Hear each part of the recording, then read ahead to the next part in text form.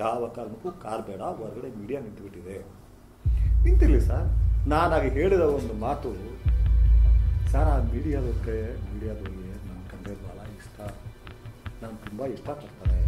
ಅವ್ರಿಗೆ ನಾನು ಹೇಳ್ತೀನಿ, ಪೊಲೀಸ್ ಒಂದು ಸೆನ್ಸಿಟಿವ್ ಕೇಸಲ್ಲಿ ಬಂದಿದ್ದಾರಪ್ಪ, ಆ ಹುಡುಗರು ನನಗೂ ಅವ್ರು ಕರ್ತವ್ಯ ಮಾಡಬೇಕು, ಏನು ಗಾಬರಿ ಆಗಿಬಿಡಿ ಅಂತ ಹೇಳ್ತೀನಿ. ನಾನು ಅಂದ್ಕೊಂಡಿದ್ದು, ನಾನು ಭ್ರಮಿಸಿದ್ದು, ಆಳವಾಗಿ ನಂಬ್ಕೊಂಡಿದ್ದು ನನ್ನನ್ನು ಇದು ಮಾಡೋಕ್ಕೆ ಬಂದಿದ್ದಾರೆ, ಪ್ರೊಟೆಕ್ಟ್ ಮಾಡೋಕ್ಕೆ ಬಂದಿದ್ದಾರೆ ಅಂತ. ನನಗೆ ಗೊತ್ತಿರಲಿಲ್ಲ ನನ್ನನ್ನು ಬರಿ ಮಾಡೋಕ್ಕೆ ಬಂದಿದ್ದಾರೆ ಇವರು ಅಂತ. ನನಗೆ ಖಂಡಿತ ಕನಸಿನಲ್ಲೂ ಅಂದ್ಕೊಂಡಿರಲಿಲ್ಲ. ಆಮೇಲೆ ನಾನು ನೋಡ್ತಾ ಹೋದೆ ಇದನ್ನು. ಅಲ್ಲಿ ಪ್ರೊಜೆಕ್ಟ್ ಮಾಡ್ತಾ ಇದ್ದದ್ದು ಏನು ಅಂದರೆ, ಇವನು ಮುಳುಗೋದ, ಇವನು ಪುಸ್ತಕ ಬಿದ್ದೋಗಿದ್ದಾನೆ, ನಾಟಕ ಆದರೆ ಅರೆಸ್ಟ್ ಮಾಡಿ. ಅರೆಸ್ಟ್ ಏನಕ್ಕೆ ಮಾಡ್ತಾರೆ? ಬೇಕಾಗಿರೋ ಹುಡುಗರು ಸಿಕ್ಕಿದ್ದಾರೆ. ಅದರಲ್ಲಿ ನನಗೇನು ಇದಿದೆಯಾ? ಯಾವನೊಬ್ಬ ಅವಿವೇಕಿ ಇವನು ಇದ್ರಲ್ಲಿ ತೋರಿಸೋ ಚಾನಲಲ್ಲಿ 500 ಕೋಟಿ ಕೊಟ್ಟು ಒಬ್ಬನು ಕೊಲೆ ಮಾಡ್ಸೋಕ್ಕಾಗತ್ತಪ್ಪ? ಎಂಜಲಿಗೆ ಬಿದ್ದಿರೋರು ನೀವುಗಳು, ಕುಮಾರಸ್ವಾಮಿ ಹತ್ರ, ಸಿದ್ಧಾರ್ಥನ ಹತ್ರ, ಅವನು ಯಾರವನು DK ಶಿವಕುಮಾರ್ ಹತ್ರ, ಎಲ್ಲರ ಹತ್ರ ಎಂಜಲಿಗೆ ಬಿದ್ದಿರೋರು ನೀವು. ಅವರೆಲ್ಲ ಕ್ಲೋಸು ಜನಗಳು. ನನ್ನ ಹುಡುಗರು ಅನ್ನೋಷ್ಟು ಕ್ಲೋಸು ಕುಮಾರಸ್ವಾಮಿ, DK ಶಿವಕುಮಾರ್. ಅವ್ರನ್ನೂ ಕೇಳಿ ಹೇಳ್ತಾರೆ. ಬೇರೆ ಆದಮೇಲೂ ಅಷ್ಟು ವಿಕೃತವಾಗಿ ತೋರಿಸಿದಾಗ ಏನು ಸಹಿಸ್ಕೊಳ್ತಾರೆ? ನಾನು ನಿಮ್ಮನ್ನೇ ಕೇಳ್ತಿದ್ದೀನಿ, ಹೇಗೆ ಸಹಿಸ್ಕೊಳ್ತಾರೆ ಜನ? ನಾನು ಇನ್ನೂ ಯಾಕೆ 2 ದಿನ ಇರಬೇಕಾಗಿತ್ತು ಅಂದರೆ, ಲೈಟ್ ಡಿಸ್ಟರ್ಬೆನ್ಸ್ ನನ್ನ ಕಿಡ್ನಿ ಇದರಲ್ಲೆಲ್ಲ ಇದೆ.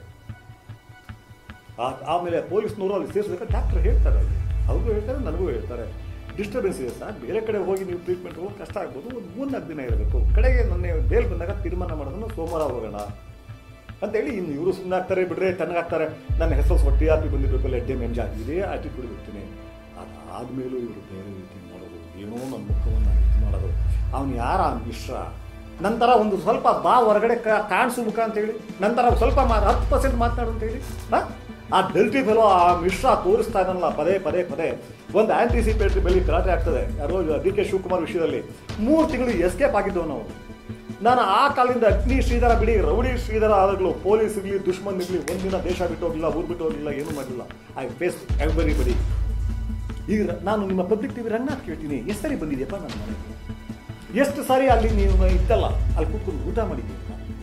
ಯಾಕೆ ಆ ಸಂಕಟ? ಯಾಕೆ ನಮ್ಮ ಸ್ನೇಹ ಇವತ್ತಿನಲ್ಲ, ಸುಮಾರು 96-97. ನಿನ್ನನ್ನು ಯಾವ್ಯಾವ ಥರ ನಿನ್ನ ಜೊತೆ ಇದ್ದರು ಹಂಗಿಸ್ತಾ ಇದ್ದರು. ಆಗ ನಾನು ಹೆಂಗೆ ಡಿಫೆಂಡ್ ಮಾಡ್ತೀನಿ? ನಾನು ಕನ್ನಡ ಪತ್ರಿಕೆ ಮಾಡಿದಾಗ 5 ಲಕ್ಷ ನನ್ನ ಮಗಳ ಹೆಸರು ಡೆಪಾಸಿಟ್ ಇಡಿ, ಇಂಗ್ಲೀಷ್ ಮಾಡೋಣ ಅಂತ ಹೇಳಿಲ್ಲ. ಕುಮಾರಸ್ವಾಮಿನ ನಾನು ಪರಿಚಯ ಮಾಡ್ಕೊತಾಗ ಆತ ಕೇಳಿದ್ದು 5 ಲಕ್ಷ ಇಟ್ಟು ಬಿಡಲಿ, ಕುಮಾರಸ್ವಾಮಿ ವರ್ಕ್ ಮಾಡ್ತೀನಿ, ಯಾಕೆಂದರೆ ಆತ ಕರೆಕ್ಟ್ ಇರಲಿಲ್ಲ ಎಂದರೆ. ಆದರೆ ಅದೇ ಕುಮಾರಸ್ವಾಮಿ ಪರಿಚಯ ಮಾಡಿಕೊಟ್ಟು ನನ್ನ ಅಗ್ನಿ ಶುರುವಾಗಿತ್ತು. ಕುಮಾರಣ್ಣನಿಗೆ ಹೇಳಿದೆ, ಕುಮಾರಸ್ವಾಮಿ ಅವರೇ ನೀವು ಇಟ್ಕೊಳ್ಳಿ, ಬಹಳ ಶಾರ್ಪ್ ಇರೋ ಮನುಷ್ಯ, ಇಟ್ಕೊಳ್ಳಿ. ಅದಾದ ತಕ್ಷಣ ಕುಮಾರಸ್ವಾಮಿ ಕ್ಲೋಸ್ ಅಂತ ಹೇಳಿ DK ಶಿವಕುಮಾರ್. ಇದಾದ ತಕ್ಷಣ ಸಿದ್ಧಾರ್ಥ. ನನಗೆ ನೀವು ಪಾಠ ಹೇಳ್ಕೊಡೋಕೆ ಬರೋದು, ನಂಗೆ ಪಾಠ ಹೇಳ್ಕೊಡೋಕೆ ಬರೋದು. ಇದೇ ರಂಗನಾಥ್ 2 ವರ್ಷದ ಹಿಂದೆ, 2-2.5 ವರ್ಷದಿಂದ ಒಂದು ಮುಸ್ಲಿಂ ಮತ್ತು ಒಂದು ಹಿಂದೂ ಹುಡುಗಿ ಮತ್ತು ಒಂದು ಮುಸ್ಲಿಂ ಹುಡುಗಿ, ಅಲ್ಲಿ ಪಬ್ಲಿಕ್ TV ಅದು ಗೊತ್ತಿಲ್ಲ, ನಾನು ನನ್ನಂತೆ ಕೇಳಬೇಕು ಅಂತ ಹೋದಾಗ, ಮದುವೆಗೆ ಒಂದು ಲಿಂಗಾಯತರ ಹುಡುಗಿ, ಒಂದು ಮುಸ್ಲಿಂ ಹುಡುಗಿ ದಾವಣಗೆರೆಯಿಂದ ಬಂದುಬಿಟ್ಟಿರ್ತಾರೆ. ದೊಡ್ಡ ಬುಗಿಲೆದ್ದು ಬಿಡ್ತದೆ ಗಲಾಟೆ. ಸುಮಾರು ಕಮ್ಮಿ ಅಂತ ಹೇಳಿದ್ರು 800-1000 ಜನ ನುಗ್ಗಿಬಿಡ್ತಾರೆ. ಅವ್ರಿಗೆ ಪೊಲೀಸ್ ಕೈಲಿ ಕಂಟ್ರೋಲ್ ಮಾಡೋಕ್ಕಾಗಲ್ಲ.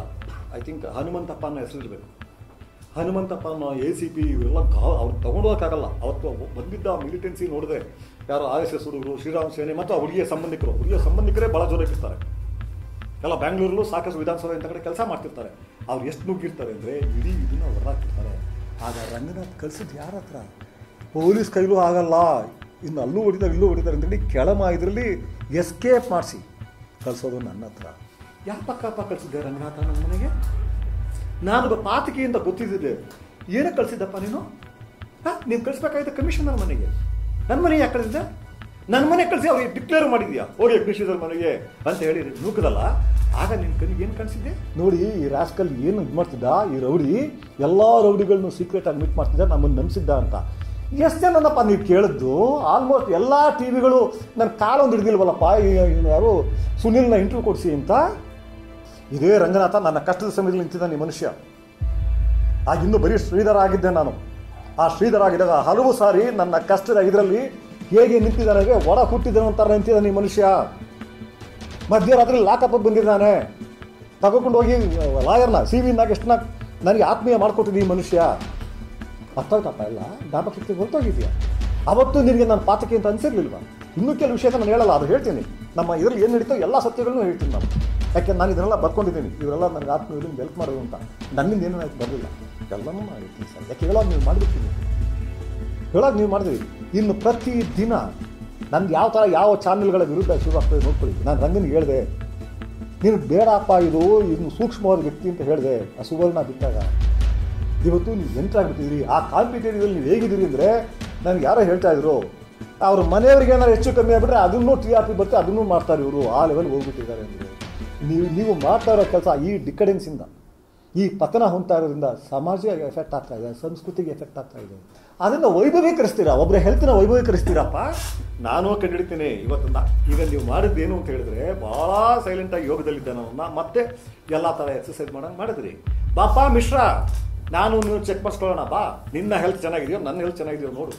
ಇದೇ ರಂಗನಾಥನ ನಿಮ್ಮ ಅಗ್ನಿಯ ನಡೆಗಳು ಅಂತ ಮಾಡ್ತೀವಿ, ದಾದಾಗಿರಿಯಿಂದ ರಾಜಕೀಯದ ಬಗ್ಗೆ ಮಾತನಾಡು ಅಂತ ಹೇಳಿದಾಗ, ರಂಗನಾಥ್ ನಿಮ್ಮನ್ನು ನಂಬರ್ 1 ಚಾನೆಲ್ ಮಾಡ್ಕೊಡ್ತೀನಿ, ಹೆಲ್ತ್ ಬಗ್ಗೆ ಮಾತನಾಡ್ತೀನಿ ನಾನು. ನನ್ನ ವಯಸ್ಸಿನ ಮನುಷ್ಯ ಹೆಲ್ತ್ ಬಗ್ಗೆ ಜೋರಾಗಿ ಮಾತಾಡಿದಾಗ ಜನ ತುಂಬ ನೋಡ್ತಾರೆ ಅಂತ ಇದೆಲ್ಲ ಕೇಳಿದ್ದೀನಿ. BPV ಕುಮಾರ ನಮ್ಮ ಹುಡುಗ, ನಮ್ಮ ಹತ್ರ ಇದ್ದು. ಅದು ಪ್ರಜಾ TV ಇಲ್ಲಿರೋ ರವಿ ನಮ್ಮ ಹತ್ರ ಇದ್ದು ಹುಡುಗ. ಆಮೇಲೆ ಈ TV ನಲ್ಲಿ ಇಲ್ಲ ಅಂತ ಅನಿಸುತ್ತೆ. ರಂಗನಾಥ್, ಭಾರದ್ವಾಜ್, ಮೋಹನ್ ಅವ್ರಿಗೆಲ್ಲ ಕೇಳಿದ್ದೀನಿ ಹೆಲ್ತ್ ಬಗ್ಗೆ ಮಾಡ್ಕೊಡ್ತೀನಿ. ಒಬ್ಬರೂ ಒಪ್ಪಲಿಲ್ಲ. ನೀವು ಮಾಡಿದ್ರೆ ಬರೀ ದಾದಾಗಿರಿಯ ದಿನಗಳ ಬಗ್ಗೆ ಮಾಡಿ. ದಾದಾಗಿರಿಯ ದಿನಗಳ ಬಗ್ಗೆ ಮಾಡಿದ್ರೆ ನಿಮ್ಮ TRP ಬಗ್ಗೆ ರೇಟ್ ಹೋಗುತ್ತೆ ಅಂತ ಹೇಳಿ ನೀವು ಹೆಲ್ತ್ ಬಗ್ಗೆ ಹೇಳ್ತಿಲ್ಲ ಅಂದರೆ ಹೇಳ್ರಿ. ನನ್ನನ್ನು ವೇಷಧಾರಿ ಅಂತೀರಿ. ಇದೇ ರಂಗನ ನಾನು ಕೇಳಿದೆ, ಅದು ಹೇಗೆ ಬೆಳಿಗ್ಗೆ ಹೊತ್ತು ಆ ಹೋಮ ಜ್ಯೋತಿಷ್ಯ ಇದು ಏನು ರಂಗ, ನಿಮಗೆ ಸೆನ್ಸಿಟಿವ್ ಮ್ಯಾನ್, ನೀವು ಏನಾಗುತ್ತೆ ನನಗೆ ಅಯ್ಯೋ ಜನ ಮೆಚ್ಚೋದು ನಾವು ಕೊಡಬೇಕಲ್ಲ, ಬೆಳಿಗ್ಗೆ 6 ಗಂಟೆಗೆ ಅದನ್ನೇ ನೋಡೋದು, ವೇಷ ಹಾಕೊಂಡಿರೋದು ನೀನಪ್ಪ. ರಂಗನಾಥ ಮಿಶ್ರಾ, ನೀವುಗಳು, ನಾನೆಲ್ಲ ವೇಷ ಹಾಕಿರೋನು. ನಾನು ಜನ ಹೋಗಲಿ ಅಂತ ಹೇಳಿ ಒಂದೇ ಒಂದು ಆರ್ಟಿಕಲ್ ಬರೆದಿಲ್ಲ. ಇಷ್ಟರಲ್ಲಿ ನಿಮ್ಮ ಚಾನೆಲ್ಗಳಲ್ಲಿ ಮಾಡೋ ಎಷ್ಟು ಜನ ಹುಡುಗರಿಗೆ 6 ತಿಂಗಳು ನೀವು ಕೊಡೋದಿಲ್ಲ. ಜನನ ಫೇಸ್ ಮಾಡೋ ಅವರು AC ರೂಮಲ್ಲಿ ಕೂತ್ಕೊಂಡು ಕೋಟ್ಯಾಂತರ ರೂಪಾಯಿ ಎಣಿಸೋರು, ಮಿನಿಸ್ಟರ್ಗೆ ಜೋರಾಗಿ ಮಾತಾಡೋರು ನೀವುಗಳು. ಅಲ್ಲಿ ಬಂದು ಆ ಬೆವರು ಸುರಿಸ್ಕೊಂಡು ಹಗಲು ಅದಕ್ಕೂ ಆ ಹುಡುಗರುಗಳು. ನನ್ನನ್ನು ತೊಳ್ಳಕ್ಕೆ ನಿಂತಾಗಿಲ್ಲಪ್ಪ. ಸರಿನಾ ನೀವು ಮಾಡ್ತಾ ಇರೋದು? ನನಗೆ ಇಷ್ಟ ಆಗಿರೋ ಫೈಟ್ ಇದು ವೇಷಾನಿಗೆ ಹಾಕ್ಸಿದ್ದೀರಿ. But I become very appreciate. I am nothing. You cannot fight against nothing. ಈಗ ಆ ನಥಿಂಗ್ನ ಸಮಥಿಂಗ್ ಮಾಡಿ ಹಿಡ್ಕೊಂಡ್ಬಿಟ್ರಿ ಮೈ ಮೇಲೆ. ನೀವು ಬದಲಾಗದೆ ಹೋದರೆ ನಾಳೆಯಿಂದ ನಾನು ಶುರು ಮಾಡ್ತಿದ್ದೀನಿ. ಆದರೆ ನೀವೇನೇನು ಮಾಡಿದ್ದೀರಿ ಅಂತ ನೀವು ಮರ್ತೇ ಬಿಟ್ಟಿದ್ದೀರಿ. ನಾನು ದೊಡ್ಡ ಮನುಷ್ಯ, ನಾನು ಸಿದ್ದರಾಮಯ್ಯ ಹಿಂಗೆ ಕೂತ್ಕೊಳ್ತಾನೆ ಇವನು. ಆಮೇಲೆ ಎರಡನೇ ನಿಮ್ಮನ್ನು ಕೇಳೋದು ಯಾಕೆ ಸ್ವಲ್ಪ ವ್ಯಕ್ತಿ ಹಿಂಗೆ ಜಾರ ತಕ್ಷಣ ಬಹುವಚನದಿಂದ ಏಕವಚನಕ್ಕೆ ಬರ್ತೀರಿ ನೀವು? ಇದೇ ನನ್ನ ವಿಷಯದಲ್ಲ. ಗಿರೀಶ್ ಕಾರ್ನಾಡ್ ವಯಸ್ಸೇನು? ಗಿರೀಶ್ ಕಾರ್ನಾಡ್ ಇವತ್ತು ಎಲ್ಲ TVಗಳು ನಡೆಸ್ತಾ ಇದ್ದಾರಲ್ಲ, ಅವರೆಲ್ಲರೂ ಕೂಡ ಅವರು ತಗಲಕ್ಕೆ ಜ್ಞಾಪಕಕ್ಕೆ ಈಕ್ವಲ್ ಆಗ್ತಾರ? ಒಬ್ಬ ಹಿರಿಯ ಸಾಹಿತಿ ಮೇಲೆ ಅವ್ರು ಯಾವ ಸಾಹಿತ್ಯ ಅಂತೀರಿ? ನಿಮಗೆ ನಾಚಿ ಆಗಲ್ವಾ? ಯಾವ ಕಿತ್ತೋದು ಜೋಡಿನಲ್ಲಿ ನಿಮ್ಗೆ ಹೊಡಿಬೇಕು ನಾವು?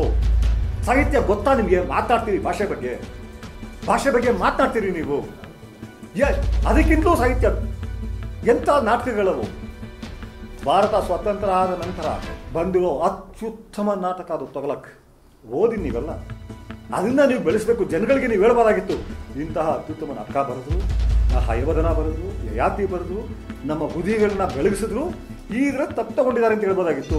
ಇವನು ಅದು ಯಾರು ಎಂಥವ್ರ ಕೈ ನಡೆಸ್ತೀರಿ ನೀವು? ಇವತ್ತು ನನ್ನನ್ನು ಇದು ಅಂತಿದ್ದೀರಿ. ಗಿರೀಶ್ ಕಾರ್ನಾಡ್ಗೆ ನೀವು ಕರ್ಸಿದ ಯಾರನ್ನ? ಜರಳಹಳ್ಳಿ ಕೃಷ್ಣಪ್ಪ ಬಂದು ಹೇಳೋದು, ಅವನು ಯಾವನ ಕೂತ್ಕೋತಾನಂತೆ, ಅವ್ನು ಕೂತ್ಕೊಂಡು ಬರೆದು ಬಿಡ್ತಾನಂತೆ, ರಾಜ್ಯ ಕಟ್ಟಬೇಕು ಕೆಂಪೇಗೌಡ ಥರ. ಇವನು ಏನು ಮಾತಾಡಲಿ ನಾನು?